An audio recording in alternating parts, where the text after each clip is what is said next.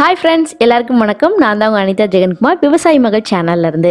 இன்றைக்கி ரொம்ப நாளாக நீங்கள் கேட்டுகிட்டே இருந்தீங்க ஹாப் அப்படின்றது, அதாவது குக்டாப். அதை யூஸ் பண்ணுறது ஈஸியாக கஷ்டமாக, அது எப்படி க்ளீன் பண்ணுறீங்க, எப்படி மெயின்டெனன்ஸ் பண்ணுறீங்க, நாங்கள் ஃப்யூச்சரில் வீடு கட்டும் போது எங்களுக்கு கொஞ்சம் யூஸ்ஃபுல்லாக இருக்கும், கொஞ்சம் சொல்லுங்கன்னு சொல்லியிருந்தீங்க. ஸோ அதுக்காக தான் இந்த ஹாபை எவ்வளோக்கு எவ்வளோ கேவலப்படுத்தி அழுக்காக்க முடியுமோ அந்த அளவுக்கு அழுக்காகி இருக்குது. காரணம் கொஞ்சம் வீட்டில் ஃபங்க்ஷன்ஸ்லாம் வந்துச்சு.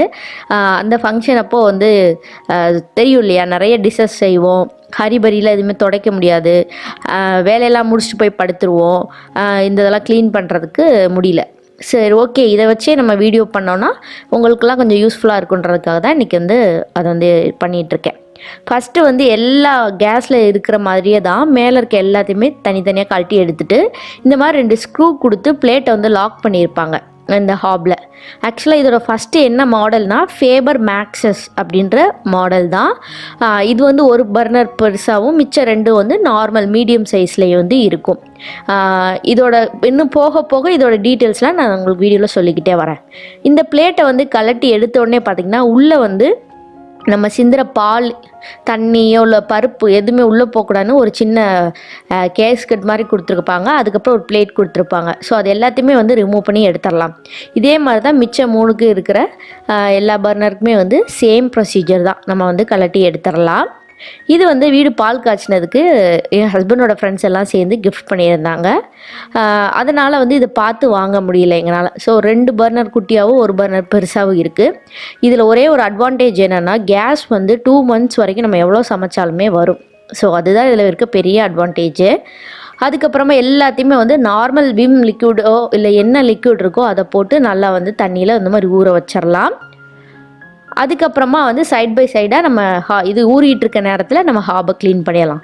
மேலே இருக்க அந்த ரெகுலேட்டர் இருக்கு இல்லையா, ஸோ அந்த இதை நம்ம எடுத்துடலாம். ஈஸியாக இப்படி புல் பண்ணிங்கனாவே அது ஆட்டோமேட்டிக்காக வந்துடும். அதுக்கப்புறம் மேலே இருக்க அந்த கிளாஸ் டாப்பையுமே நம்ம தனியாக கழட்டிடலாம். இதுதான் உள்ளே இருக்க மெக்கானிசம்ஸ். ஸோ இதை க்ளீன் பண்ணும்போது மட்டும்தான் ரொம்ப கேர்ஃபுல்லாக இருக்கணும். ரீசன் என்ன அப்படின்னா, உள்ளே பார்த்தீங்கன்னா அங்கங்கே ஒயர்ஸ்லாம் அதுவும் ரொம்ப மினிமமான சின்ன சின்ன ஒயராக கொடுத்துருப்பாங்க. நம்ம அழுத்தி தொடச்சி இழுத்தோம் அப்படின்னா நம்ம ஆட்டோ இக்னிஷன் ஒர்க் ஆகாமல் போயிடும். அப்புறம் நம்ம 500 ரூபாய் சர்வீஸ் பண்ண முடியாமல் நம்மளே பண்ணுறோம். அதை சேவ் பண்ணுறதுக்கு தான் பண்ணிவிட்டு கடைசியில் நம்மளே வேலை வச்சிடக்கூடாது. ஸோ அதுக்காக தான். எப்படி எனக்கு இது க்ளீன் பண்ண தெரிஞ்சிச்சு அப்படின்னா, ஃபஸ்ட் டைம் ஃப்ரீ சர்வீஸ் வந்திருந்தாங்க குக்டாப் சர்வீஸ் பண்ணும்போது. அப்போ நான் கூடயே நின்று அவங்க என்னெல்லாம் பண்ணுறாங்க அப்படின்றத நான் பார்த்துட்டேன். அடுத்து ஒரு 2 மந்த்ஸ் ஒன்ஸ் இந்த மாதிரி டீப் க்ளீன் பண்ணிடுவேன். எல்லா நாளும் இப்படி கலட்டி துடைக்கக்கூடாது. Monthly once or twice, monthly twice வேண்டாம், monthly once or 2 months once அந்த மாதிரி நீங்கள் ஃபுல்லாக இந்த மாதிரி ரிமூவ் பண்ணிவிட்டு உள்ளே எதுவும் அந்தளவுக்கு போகாது. மேக்ஸிமம் என்ன மாதிரி ரொம்ப ஆர்டராக இருந்துச்சு, உள்ளெல்லாம் ரொம்ப ஒரு மாதிரி அதிகமாக ஒர்க் பண்ணிகிட்டே இருந்துச்சுன்னா உள்ளே போயிடும். ஸோ அதெல்லாம் நம்ம ஈஸியாக ஒரு வெட் கிளாத் வச்சு தொடச்சிட்டு காய விட்டுருங்க. அவ்வளோதான். உள்ளே மற்றபடி வேறு எதுவுமே இருக்காது. குக்டாப் யூஸ் பண்ணுறது நல்லதா கெட்டதா அப்படின்னா, நீங்கள் எப்பயுமே நான் வெல் மெயின்டைன் பண்ணுவேன், எனக்கு மெயின்டைன் பண்ணுறது எனக்கு ரொம்ப பிடிக்கும், நான் நீட்டாக வச்சுப்பேன்னா தாராளமாக குக்டாப் வாங்கலாம். அதில் எந்த பிரச்சனையுமே இல்லை. இன்னொரு இதில் டிஸ்அட்வான்டேஜஸ் என்ன அப்படின்னா, ஒவ்வொரு குக்டாப்பும் ஒவ்வொரு சைஸஸ் இருக்கும். ஸோ நம்ம ஈஸியாக நம்மளுக்கு கிடைக்கக்கூடிய ஒரு சைஸை சூஸ் பண்ணி அதுக்கேற்ற மாதிரி ஹோல்ஸ் போட்டு நம்ம குக்டாப் அந்த மாதிரி வச்சுக்கணும். அதுதான் முக்கியமான ஒன்று. இன்னொன்று என்னன்னு பார்த்தீங்கன்னா, இதில் அடிக்கடி நம்ம அப்கிரேட் பண்ணிகிட்டே இருக்க முடியாது. ஸோ அதுதான் இதில் இருக்க ஒரு பெரிய மைனஸ். பட் இப்போ நிறைய பேர் குக்டாப் வாங்குறதுனால சேம் சைஸஸ்லேயே நிறைய அப்கிரேஷன் வந்திருக்கு. ஸோ இப்போ பயப்பட வேண்டியதில்லை. முக்கியமாக அந்த சைடில் இதெல்லாம் நம்ம என்னைக்கு கலட்டுறோமோ அன்றைக்கி தான் அதெல்லாம் துடைக்க முடியும். ஸோ அதனால் ஈஸியாக எல்லாத்தையுமே கலட்டி நீட்டாக துடைச்சிடலாம். மற்றபடி நீங்கள் நார்மலாக என்ன கேஸ் யூஸ் பண்ணுறீங்க, கேஸ் ஸ்டவ் யூஸ் பண்ணுறீங்களோ அதே தான், வேறு எந்த மாற்றமுமே கிடையாது. பட் இதை டாப்பாக கலட்டி நான் ஃபுல்லாகவே க்ளீன் பண்ணிடுவேன். இப்போ நான் எடுத்துகிட்டு வச்சுட்டு நார்மலாக நம்ம பாத்திரம் விளக்குற டிஷ்வாஷிங் லிக்விட் தான் போட்டுட்டு லைட்டாக ஸ்க்ரப்பு வச்சு அது கம்பினார் வச்சு தேய்க்கிறேன். ஸ்க்ராட்ச் ஆகாது அப்படின்னா இது ஆன்டி ஸ்க்ராட்ச். ஸோ அதனால் ஆகாது. இருந்தாலும் நான் அழுத்தி தேய்க்காமல் நார்மலாக ரொம்ப நாள் பிடிச்சிருக்குல்ல அந்த விடாப்பிடியானதெல்லாம் எடுத்துகிட்டு அடுத்து ஸ்பாஞ்சில் நல்லா அழுத்தி தேய்க்கிறேன். அதே மாதிரி ஒவ்வொரு குக்டாப்க்கும் ஒவ்வொரு விதமான சர்வீஸ் இருக்கும். ஸோ உங்கள் மாடல் என்னவோ அதை ஃபஸ்ட் சர்வீஸ் வரும்போது நீங்கள் பக்கத்தில் இருந்தே பார்த்து நீங்களே வீட்டில் சர்வீஸ் பண்ணிக்கலாம். மந்த்லி 500 ருபீஸ் வந்து நமக்கு சேவ் தான் ஆகும். இதே தான் அவங்களும் செய்வாங்க, பட் 500 ருபீஸ் நம்ம அவங்களுக்கு கொடுக்கணும்.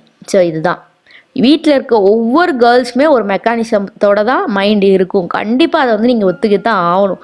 ஏன்னா நமக்கு வந்து குக்கர் கைப்பிடி ரெடி பண்ணுறதா இருக்கட்டும், இல்லை சிலிண்டரில் ரெகுலேட்டர் மாட்டுறதா இருக்கட்டும், இந்த கேஸில் சின்ன சின்ன அடைப்பு இதெல்லாம் எடுக்கிறது, இந்த மாதிரி சின்ன சின்ன வேலைகள் கூட நம்மளே பண்ணிக்கலாம். எங்கள் வீட்டில் வந்து நான் எல்லா மெக்கானிசமும் நானே பார்த்துருவேன் முடிஞ்ச அளவுக்கு. எனக்கு தெரியல அப்படின்னா கூட நான் யூடியூப் சர்ச் பண்ணி பார்த்து இது பண்ணிப்பேன். பட் கரண்ட்டில் மட்டும் ரொம்பவே கேர்ஃபுல்லாக இருப்பேன், ஏன்னா அது நம்ம பார்த்தே கிடையாது. ஸோ அதனால தான். ஸோ நல்லா வந்து க்ளீன் பண்ணியாச்சு. பின்னாடி பார்த்திங்கன்னா இந்த மாதிரி ஃபாயில் ஷீட் மாதிரி நல்லா ஒட்டியிருப்பாங்க. பயங்கர எப்படி சொல்ற காஸ்ட்லியாக இருக்கும் அந்த ஷீட்.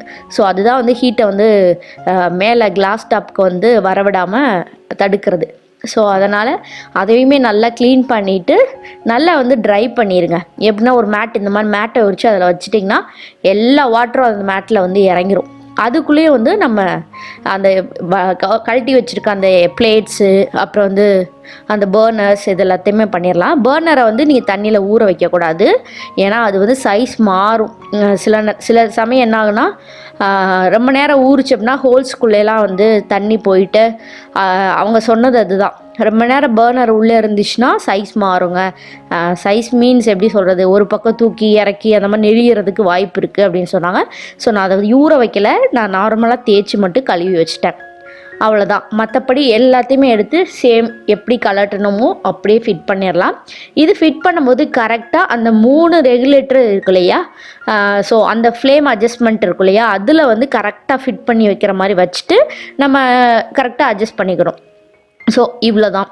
குக்டாப் வந்து நீங்கள் வாங்குற மாதிரி இருந்துச்சு அப்படின்னா இதில் வந்து இன்னொரு அட்வான்டேஜஸ் என்னென்னா, ரொம்ப பெரியவங்க கை வந்து தூக்கி என்னால் ரொம்ப சமைக்க முடியல, என்னோடய ஸ்டேஜ் வந்து ரொம்ப ஹைட்டாக இருக்குது அப்படின்றவங்களுக்கு இது ரொம்பவே சஜஸ்ட் பண்ணுவேன். ஏன்னா நார்மல் கேஸ் வந்து கொஞ்சம் ஹைட்டாக தான் இருக்கும், அதுக்கு மேலே நம்ம குக்கர் வச்சு சமைக்கும் போது இன்னுமே ஹைட்டாக இருக்கும். ஸோ அதுக்குள்ளே நம்ம கையை விட்டுக்கிடும் போது கொஞ்சம் ஷோல்டர் பெயின் வர்றதுக்கு அதிக சான்சஸ் இருக்குது. ஸோ இந்த மாதிரி குக்டாப் அப்படின்னும் போது தரையோட தரையாக இருக்குது, ப்ளஸ் வந்து நம்ம பாத்திரமும் ஈஸியாக நமக்கு விசிபிளாக இருக்கும், நல்லாவே சமைக்கலாம். ஸோ அதுக்காக தான். ஏன்னா நான் ரொம்பவே ஷார்ட்டு, ரொம்ப எனக்கு வந்து ஸ்டேஜ் வந்து நார்மலாக தான் இருக்கும், இருந்தாலும் எனக்கு குக்டாப் வச்சோன்னா எனக்கு ஹைட்டு வந்து கொஞ்சம் கரெக்டாக இருக்குமே அப்படின்றதுக்காக தான் நான் குக்டாப்புமே சூஸ் பண்ணேன். ரெண்டாவது நம்ம வந்து யூடியூப்பில் வீடியோ போகிறோம், கொஞ்சம் நல்லாவே ஃபேன்சியாக இருக்கட்டும் அப்படின்னு சொல்லிட்டு அதுக்கும் தான் செலக்ட் பண்ணேன். பொய்யெல்லாம் சொல்லக்கூடாது இல்லையா, ஸோ அதுக்காக. பட் மெயின் ரீசன் வந்து இந்த மாதிரி செலக்ட் பண்ணால் கரெக்டாக இருக்கும் அப்படின்றதுக்காக அதை மட்டும்தான் இது வந்து பண்ணியிருக்கேன். இது வந்து அமேசானில் அவைலபிளாக இருக்குது இந்த குக்டாப். ஸோ நான் இதை வந்து நான் முடிஞ்சால் வந்து கீழே டிஸ்கிரிப்ஷன் பாக்ஸில் லிங்க் கொடுக்குறேன். நீங்கள் நேராக ஷோரூம் போயிட்டு இதுக்கு வந்து சர்வீஸ் கரெக்டாக வருவாங்களா, இது வந்து நாளைக்கே ஏதாவது பிரச்சனைனா வந்து சரி பண்ணி கொடுப்பாங்களா, இல்லை இதில் நிறையா வர வர அப்கிரேட் ஆகுமா இதே சைஸில், ஸோ அந்த மாதிரிலாம் செக் பண்ணி நீங்கள் வாங்கினீங்கன்னா ரொம்பவே பெட்டர். எனக்கு அந்த ஆப்ஷன் கிடைக்கல, பிகாஸ் எனக்கு வந்து கிஃப்ட் பண்ணிட்டாங்க அது. ஸோ அதனால தான். அதுக்கப்புறம் எல்லாமே எப்படி கலட்டணுமோ அதே மாதிரி மாட்டிட்டு இப்போ தான் வாங்கி மாட்டின மாதிரி பலன்னு ஆயிடுச்சு. இதில் இன்னும் சமைக்கிறதுக்கு ரொம்பவே ஜாலியாக இருக்கும்.